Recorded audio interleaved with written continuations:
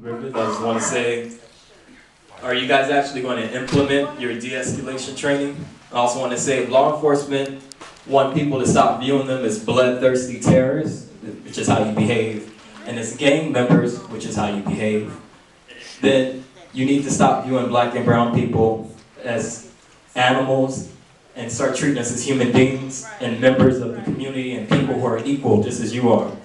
Racial profiling is a standard technique. If you're going to harass the general public, you need to harass everyone, including the white people that you see in affluent areas such as Beverly Hills and West Hollywood. The people you see as non-threatening. You prioritize protecting yourselves and erasing evidence over obeying the law, violating the Supreme Court ruling. You need to stop taking people's cell phones and erasing videos of their arrests. And you need to release all body cam footage. What's the point of having body cam footage if you're just going to withhold it?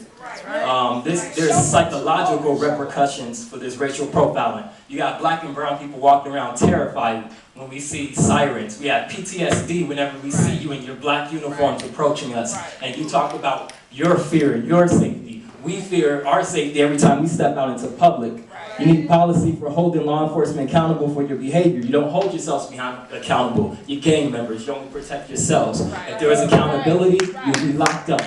Law enforcement are aggressors. You always claim to stop resisting when people are not resisting. People are standing still. That gives you an excuse to beat them. That gives you an excuse to abuse them. Like what happened in Sacramento. You need to, if you really want de-escalation, you need to have accountability. You need to start charging terminating your officers, charging them, and then incarcerating them and let them mingle in the general population. You know how to send a message to officers breaking the law?